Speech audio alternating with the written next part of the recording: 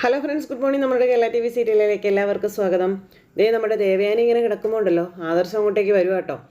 അപ്പോൾ മകനെ കണ്ടു കഴിഞ്ഞപ്പോഴേക്കും അമ്മ അവളെ നിൻ്റെ വീട്ടിൽ കൊണ്ട് വിട്ടോ എന്ന് ചോദിച്ചു. അപ്പോൾ എൻ്റെ വീട്ടിലോ? അമ്മ എന്തായി പറയുന്നത്? അല്ല, നീ എടുത്തു കൊടുത്ത വീടല്ലേ, അപ്പോൾ നിൻ്റെ വീടല്ലാതെ അത് അവരുടെ വീടാകുമോ എന്ന് ചോദിച്ചു. അവർ താമസിക്കുമ്പോൾ അത് അവരുടെ വീടല്ലേ അമ്മയെന്ന് ആദർശം നേരം ചോദിച്ചു. അപ്പം നീ എന്നോട് സത്യം പറഞ്ഞു ആദർശേ, നീ ആ വീട് അവർക്ക് വാങ്ങിച്ചു കൊടുത്തില്ലേ എന്ന് ചോദിക്കുമ്പം ഏയ് ഇല്ലമ്മേ, ഞാൻ വാങ്ങി കൊടുത്തില്ല എന്ന് പറഞ്ഞു. അപ്പോൾ മാല ഇട്ടുകൊണ്ട് നീ കള്ളം പറയാൻ നിൽക്കരുതെന്ന് പറഞ്ഞു. അപ്പോഴേക്കും മുത്തശ്ശനകത്തേക്ക് കയറി വരുക കേട്ടോ. എന്താ അവിടെ പ്രശ്നമൊന്നും ചോദിച്ചു. അത് പിന്നെ നയനയുടെ അച്ഛനും അമ്മയും ഇപ്പോൾ താമസിക്കുന്ന വീട് ഞാൻ അവർക്ക് വാങ്ങിച്ചു കൊടുത്തോന്ന് അമ്മേനോട് ചോദിക്കുന്നതെന്ന് ആദർശ് പറയുമ്പോൾ വാങ്ങിച്ചു കൊടുത്തിട്ടില്ല, പക്ഷെ അത് വാങ്ങിച്ചു കൊടുക്കും. അത് ഞാൻ അവർക്ക് വാങ്ങിക്കൊടുക്കാൻ പോകുന്നത്. ഞാൻ ആ വീട്ടിൽ പോയിരുന്നു, ആ വീട് എനിക്ക് ഒരുപാട് ഇഷ്ടപ്പെടുകയും ചെയ്തു എന്ന് മുത്തശ്ശൻ പറയാം. അപ്പോൾ അച്ഛനിത് എന്ത് ഭാവിച്ചിട്ടാണ് ഇങ്ങനെയൊക്കെ? രണ്ട് പെൺകുട്ടികളെ ഇങ്ങോട്ട് കല്യാണം കഴിപ്പിച്ച് വിട്ടവരാ. അപ്പോൾ അവരുടെ ഭാഗത്ത് നിന്നല്ലേ നമുക്കൊരു സഹായവും കാര്യങ്ങളൊക്കെ ഉണ്ടാകേണ്ടതെന്ന് ചോദിക്കുമ്പോൾ നമുക്കിനി എന്ത് സഹായമാണ് ദേവേനി വേണ്ടത്?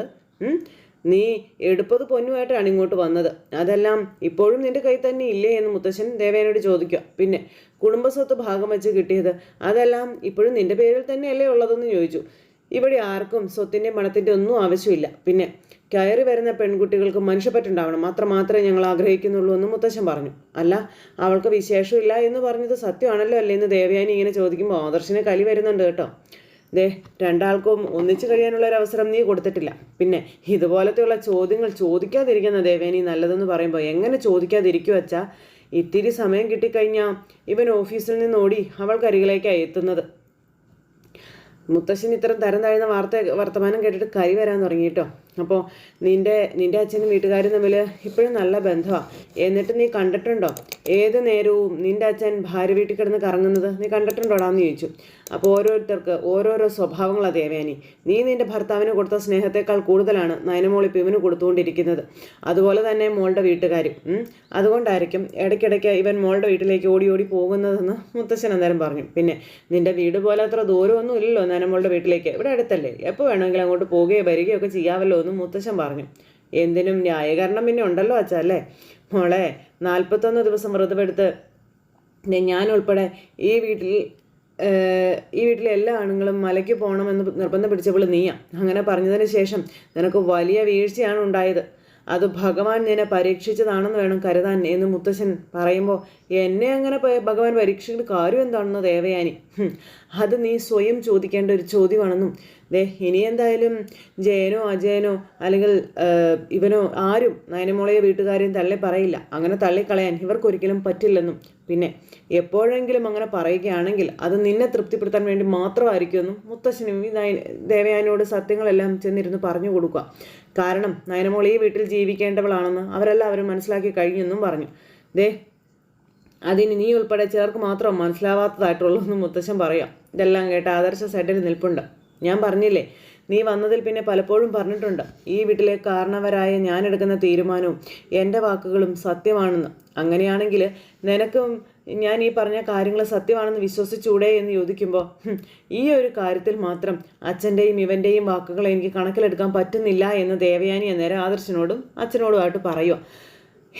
കുടം കമഴ്ത്തി വെച്ച് വെള്ളം ഒഴിക്കുന്ന പോലെ ആയിപ്പോയി. എന്തായാലും ഇതും പറഞ്ഞുകൊണ്ടിരിക്കുന്ന സമയത്താണ് ദേവയാനിക്ക് ജ്യൂസുമായിട്ട് അങ്ങോട്ടേക്ക് വരുന്നത് അനാമികമുള്ള. എല്ലാമേ ജ്യൂസ് കുടിക്കുക എന്നും പറഞ്ഞു. എന്നിട്ട് പതുക്കെ പിടിച്ച് പൊക്കി ഏൽപ്പിക്കാനൊക്കെ ആയിട്ട് ഇങ്ങനെ നോക്കുക. അപ്പോൾ അങ്ങനെ പതുക്കെ ദേവയാനിയെ പിടിച്ച് പൊക്കി എഴുന്നേൽപ്പിച്ച് സ്വന്തം നെഞ്ചിലേക്ക് ചായച്ചിരുത്തി വല്യമ്മയ്ക്ക് ജ്യൂസ് കോരി ഒഴിച്ച് കൊടുക്കുവാണ്. എൻ്റെ മരുമകളല്ല അനാമിക മോള് എൻ്റെ അടുത്ത് വരുമ്പോഴാണ് എനിക്കൊരു മരുമകളുണ്ട് എന്നുള്ള തോന്നൽ ഉണ്ടാകുന്നതെന്നും പറഞ്ഞ് ദേവയാനി ആ ജ്യൂസ് കുടിക്കുന്നു. അപ്പോൾ എന്തിനാ മുത്തശ്ശനും ആദർശനും ഒക്കെ ആ വലിയമ്മയ്ക്ക് ഇഷ്ടമല്ലാത്ത കാര്യങ്ങൾ ഇങ്ങനെ പറഞ്ഞുകൊണ്ടിരിക്കുന്നതെന്ന് അനാമിക ചോദിക്കുമ്പോൾ അമ്മയ്ക്ക് ഇഷ്ടമല്ലാത്ത കാര്യങ്ങളൊന്നും ഇവിടെ ആരും പറഞ്ഞിട്ടില്ലെന്ന് ആദർശ് പറഞ്ഞു. അപ്പോൾ പിന്നെ ഇപ്പോൾ പറഞ്ഞതൊക്കെ ഒന്ന് ദേവയാനി ചോദിക്കുമ്പം നീ ഇനിയും നയനമോളെ വെറുക്കാതിരിക്കാൻ വേണ്ടിയിട്ട് അങ്ങനെയൊക്കെ പറഞ്ഞത് എന്ന് മുത്തശ്ശൻ അന്നേരം പറഞ്ഞു. പിന്നെ നയനമോളെ നീ എത്രത്തോളം വെറുക്കുന്നോ അത്രത്തോളം ദൈവത്തിൻ്റെ പരീക്ഷണങ്ങൾ നിന്നെ തേടി വന്നിരിക്കും. അത് നീ മനസ്സിൽ വെച്ചോളാൻ പറഞ്ഞ് അവസാന താക്കീതും കൊടുത്ത് നമ്മുടെ മുത്തശ്ശൻ അവിടെ നിന്ന് അങ്ങോട്ടേക്ക് പോവുക. അങ്ങനെ മുത്തശ്ശൻ പോയി കഴിഞ്ഞപ്പോൾ നമ്മുടെ അവരെ ഏറ്റവും കൂടുതൽ മയക്കി വെച്ചിരിക്കുന്ന മുത്തശ്ശനെയും മുത്തശ്ശിയുമാണെന്ന് അനാമിക അവിടെ ഇരുന്ന് പറഞ്ഞു. അതെ, അങ്ങനെ മയക്കാൻ മയങ്ങുന്നവരല്ല എൻ്റെ മുത്തശ്ശനും മുത്തശ്ശിയും. അത് തിരിച്ചറിയാത്തതാ അനാമികയുടെയും എൻ്റെ അമ്മയുടെയും പരാജയമെന്നും പറഞ്ഞ് നമ്മുടെ ആദർശം അവിടെ അങ്ങ് പോയി രണ്ടിന് നല്ല മറുപടി കൊടുത്തിട്ട്.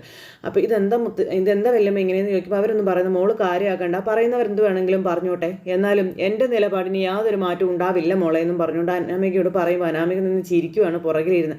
ദേവയാനിക്കാണ് ഒടുക്കത്ത വേദനയാണ്, എന്നാലും സാരമില്ല, ദേവയാനി കുശുമം കുഞ്ഞാമ്യം പറഞ്ഞുകൊണ്ട് തന്നെ ഇരിക്കും. ഇത് കഴിഞ്ഞ് പിന്നെ കാണിക്കുന്നതോ നമ്മുടെ അഭിയാണെങ്കിൽ അഭി അവിടെ അങ്ങനെ വണ്ടിയിലിരിക്കുന്ന സമയത്ത് നമ്മുടെ അഭി നവ്യയ്ക്ക് വോയിസ് മെസ്സേജ് അയക്കുവാണ്. ഞാൻ നിനക്ക് വേണ്ടി ഡയമണ്ട് മോതിരമായിട്ട് അടി അങ്ങോട്ട് വരാൻ പോകുന്നേ എന്നും പറഞ്ഞുകൊണ്ടേ. അപ്പം നവ്യ ഇതൊക്കെ എടുത്ത് വോയിസ് കേട്ടുകൊണ്ട് നിൽക്കുമോ വീട്ടിൽ. സ്വർണ്ണ മോതിരം അല്ലടി, ഡയമണ്ട് മോതിരമായിട്ട് അടി, ഞാൻ നിനക്കിന്ന് വരാൻ പോണതെന്നും പറഞ്ഞുകൊണ്ട് അഭി ഇങ്ങനെ നവ്യയെ കളിയാക്കുന്ന രീതിയിൽ വോയിസ് മെസ്സേജ് ഇട്ടു. നവ്യ അന്നേരം ഇങ്ങനെ അവിടെ നിന്ന് ആലോചിക്കുക, ഇവൻ്റെ അഹങ്കാരം അങ്ങനെ വിട്ടുകൊടുത്താൽ പറ്റത്തില്ലല്ലോ. അന്നേരം തന്നെ നമ്മുടെ നവ്യ എന്ത് ചെയ്തു, ആ വീഡിയോ അവനങ്ങ് ഷെയർ ചെയ്ത് കൊടുത്തു. ഇത് കണ്ടപ്പോൾ എൻ്റെ ഈശ്വര അകൾക്ക് ഇതെങ്ങനെ കിട്ടി, മൊത്തം പൊളിഞ്ഞല്ലോ എന്ന് പറഞ്ഞുകൊണ്ട് അഭി വണ്ടിയിലിരിക്കാം. അപ്പം തന്നെ ഭാര്യയെ വിളിച്ചു, നിനക്കോട് ആ വീഡിയോ കിട്ടിയത് എന്നും ചോദിച്ച. അപ്പോൾ അതെന്തിനാ നീ അറിയുന്നതെന്ന് ചോദിച്ചു. നീ അത് ആരെയും കാണിക്കരുത് കേട്ടോ, കാണിക്കാതിരിക്കാനുള്ള കൂലിയാ നിന്നോട് ഞാൻ ചോദിച്ചത്. ഒരു സ്വർണ്ണമോതിരം, എന്താ അതും 2 പവൻ്റെ. അപ്പം എൻ്റെ കയ്യിൽ കാശില്ല നവ്യേ, കാശില്ലെങ്കിലേ അത് നീ ഉണ്ടാക്കുകയാണ് വേണ്ടത്. മലയ്ക്ക് പോകാൻ മാലയിട്ടവനാ നീ, എന്നിട്ട് ഈ കള്ളത്തരമൊക്കെ കാണിക്കുന്നത്. നീ തന്നേ പറ്റുള്ളൂ, എന്നോട് ബെറ്റ് വെച്ചിട്ടല്ലേ നീ ഇവിടുന്ന് പോയത്. എന്നിട്ട് ബെറ്റ് തോറ്റാൽ ഒരു സ്വർണ്ണമോതിരം വാങ്ങിച്ച് തരാമെന്ന് നീ എന്നോട് പറഞ്ഞായിരുന്നല്ലോ. ഇപ്പം എന്താ എന്നിട്ട് ഒരു മടിയെന്ന് ചോദിക്കുമ്പം അല്ല കുറച്ചുകൂടി തൂക്കം കുറഞ്ഞ മോതിരം വേണ്ടേ എന്ന് ചോദിച്ചപ്പം നീ ചെയ്ത തെറ്റ് തൂക്കം കൂടിയ തെറ്റാ. അപ്പം ഞാനൊരു സ്വാമിയാ, ആ ബോധം നിനക്കൊണ്ടോ അഭി? നീ എന്ത് വർത്തമാനമാടാ ഈ പറയുന്നേ? എല്ലാവരും മാലയിട്ടപ്പോൾ കൂടെ അങ്ങ് മാലയിട്ടു, അതിനപ്പുറം എന്തെങ്കിലും ഒരു ആത്മാർത്ഥത ഉണ്ടോടാ നിനക്കെന്ന് ചോദിച്ച് ദേഷ്യപ്പെടുമ്പോൾ ശരി ഇനിയിപ്പം തർക്കിക്കാനൊന്നും ഞാനില്ല, വരുമ്പോൾ മോതിരമായിട്ട് വരാമെന്നും പറഞ്ഞ് ഇവൻ പറഞ്ഞു ഫോൺ കട്ട് ചെയ്യാൻ തുടങ്ങിയപ്പോഴേക്കും നമ്മുടെ നവ്യ മര്യാദയ്ക്ക് എന്നാൽ കൊള്ളാമെന്നും പറഞ്ഞ് ദേഷ്യപ്പെട്ടു. അപ്പോൾ കുറച്ചുകൂടി മാന്യമായിട്ട് നീ സംസാരിക്കണമെന്ന് പറഞ്ഞുകൊണ്ട് അഭി ഇങ്ങനെ നവ്യയോട് പറഞ്ഞപ്പം നിന്നോടൊക്കെ ഇത്രയും മാന്യത മതിയടാ, ഇത് തന്നെ ഒരുപാടാണെന്ന് നവ്യ പറഞ്ഞു കേട്ടോ. പിന്നെ ജീവിതത്തിൽ ആരോടും ആത്മാർത്ഥതയില്ല, ദൈവങ്ങളോട് പോലും ആത്മാർത്ഥതയില്ല, പിന്നെ എങ്ങനെയാടാ നീയൊക്കെ നന്നാവുന്നതെന്ന് ചോദിച്ചുകൊണ്ട് ഫോണും അങ്ങ് കട്ട് ചെയ്തു. എന്നാലും വലിയ കഷ്ടമായിപ്പോയല്ലോ എന്നും പറഞ്ഞുകൊണ്ട് ഇങ്ങനെ അഭി അവിടെ ഇരിക്കുക. ഇത് കഴിഞ്ഞ് പിന്നെ കാണിക്കുന്ന രേവതിയാണ്. രേവതിയെ മോള് വിളിക്കുക. എന്താ മോളെ കാര്യം എന്ന് ചോദിച്ചപ്പോഴേക്കും എൻ്റെ പൊന്നമ്മയൊന്നും പറയണ്ട, ഞാൻ വീട്ടിലുള്ളപ്പോൾ ഒരു ഗ്ലാസ് പാല് പോലും സ്വന്തമായി ചൂടാക്കി കുടിച്ചിട്ടില്ല. ഇതിപ്പോൾ ഏതു നേരവും ഞാൻ ആ കരള കേടായ സ്ത്രീയുടെ പിന്നാലെയാണ് നടക്കുന്നത്. പാല് കുടിച്ചോ ഭക്ഷണം കുടിച്ചോ എന്നൊക്കെ തിരക്കിക്കൊണ്ട് നടക്കുകയാണെന്ന് പറയുമ്പോൾ എൻ്റെ പൊന്നുമോളെ അതൊക്കെ വലിയ ജോലിയാണെന്ന് രേവതി.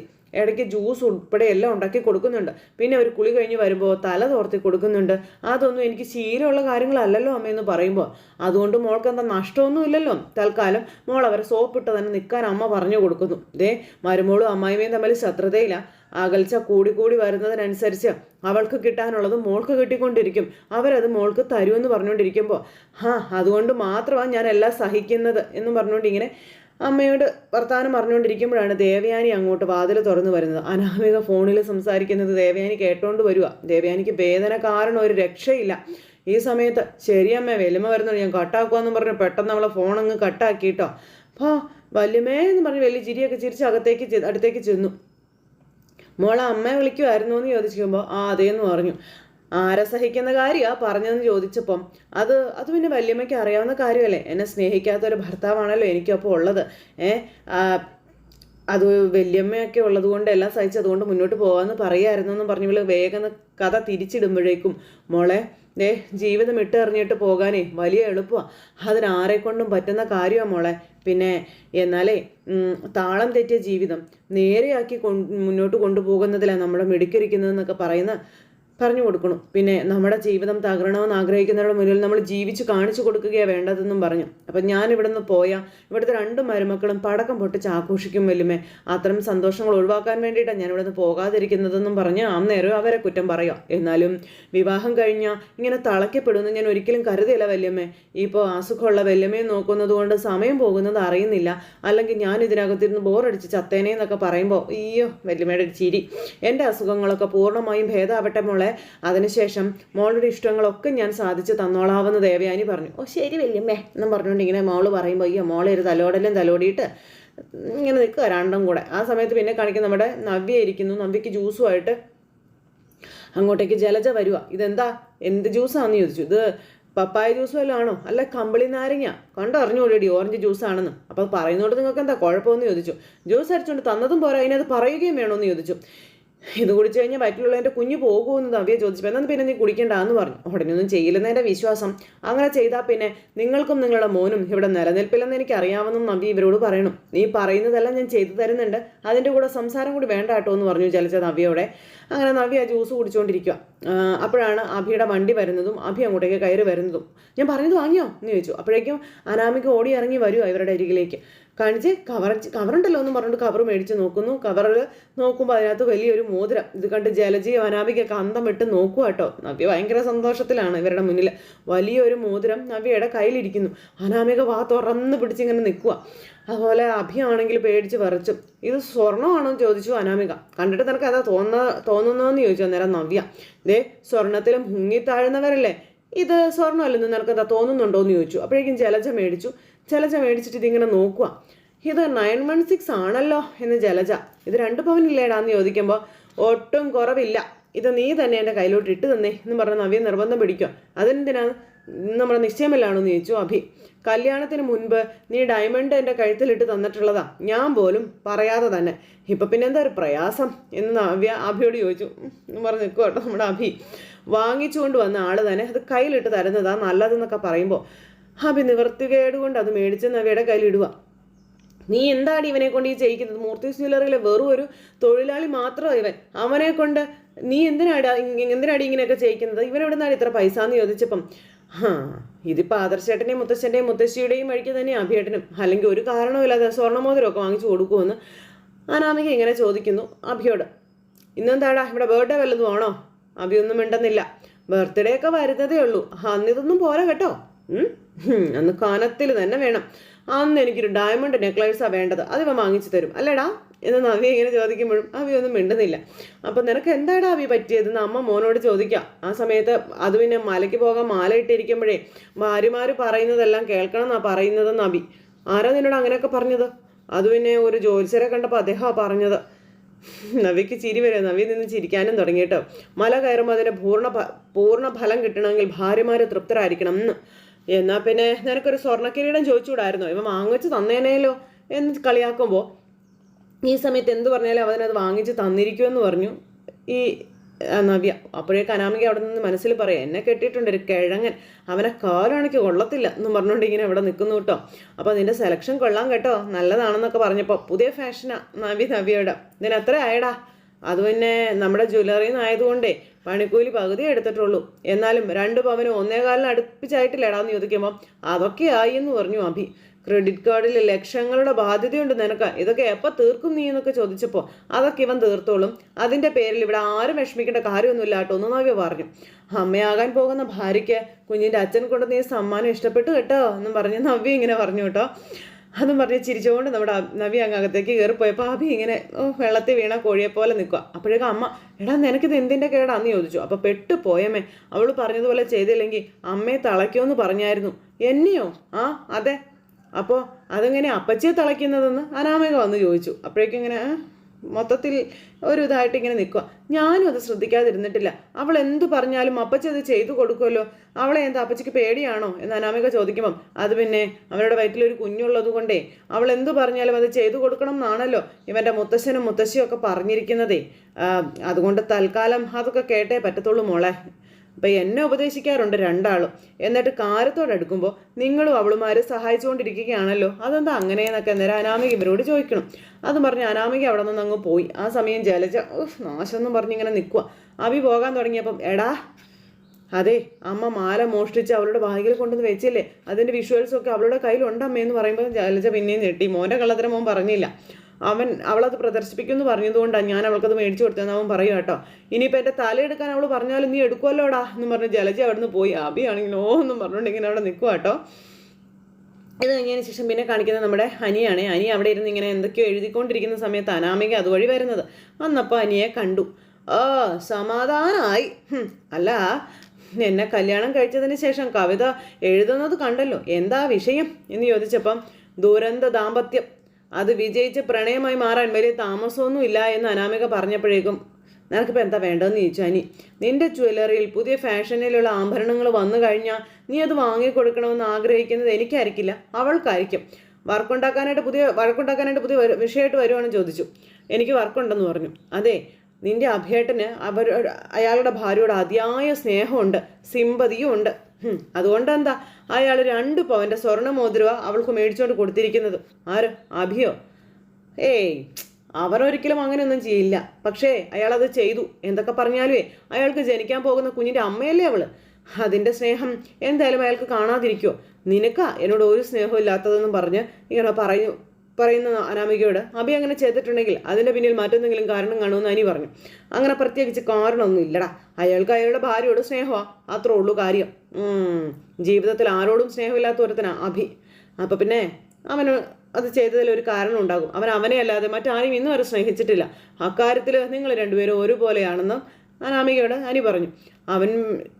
അവനവനെ തന്നെ സ്നേഹിക്കുന്ന പ്രകൃതക്കാരാ നീയും അവനും ഒക്കെ. അഭിയേട്ടൻ്റെ ഭാര്യയ്ക്ക് സ്വർണ്ണമോതിരം മേടിച്ചു കൊടുത്തത് നിനക്ക് സഹിക്കാൻ പറ്റുന്നില്ലല്ലേ എന്നൊക്കെ അനാമിക ചോദിച്ചപ്പം എനിക്ക് സ്വർണ്ണത്തിനോടൊന്നും വലിയ താല്പര്യമില്ല.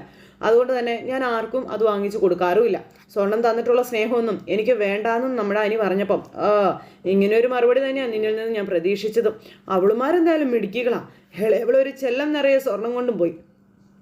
അതിന് പിന്നാലെ പിശുക്കനായ നിന്റെ ഏട്ടൻ്റെ കയ്യിൽ നിന്ന് അടുത്തവളും സ്വർണം വാങ്ങി. എനിക്ക് മാത്രം അതിനുള്ള ഭാഗ്യമൊന്നും ഇല്ലെന്നൊക്കെ പറയുമ്പോൾ അർഹതയില്ലാതിരുന്നിട്ടും നിനക്കൊരു ചെല്ലം നിറയെ സ്വർണം എൻ്റെ വല്യമ്മ തന്നിട്ടില്ലേന്ന് ചോദിച്ചു. അത് തന്നതിൻ്റെ അടുത്ത നിമിഷം തന്നെ അതിൽ നിന്നൊരു വലിയ മാല കാണാതാവുകയും ചെയ്തില്ലേന്ന് ചോദിച്ചു. അന്നത് പോലീസ് കേസായെങ്കിൽ ഉറപ്പായിട്ടും യഥാർത്ഥ കള്ളികൾ നിന്റെ ഏട്ടത്തിമാരാണെന്ന് നിനക്ക് മനസ്സിലായേനെന്ന് പറയുന്ന അനാമികയോട് നവ്യേട്ടത്തിയുടെ കാര്യം എനിക്കറിയില്ല, അവർ മോഷ്ടിക്കുമെന്നും ഞാൻ കരുതുന്നില്ല. പക്ഷേ നയനേട്ടത്തിക്ക് പണത്തിനോടും സ്വർണത്തിനോടൊന്നും ഒരാർത്തിയില്ലാത്ത ആളാണ്. അതുകൊണ്ട് നീ കൂടുതൽ ഡയലോഗ് അടിക്കാൻ നിൽക്കണ്ട.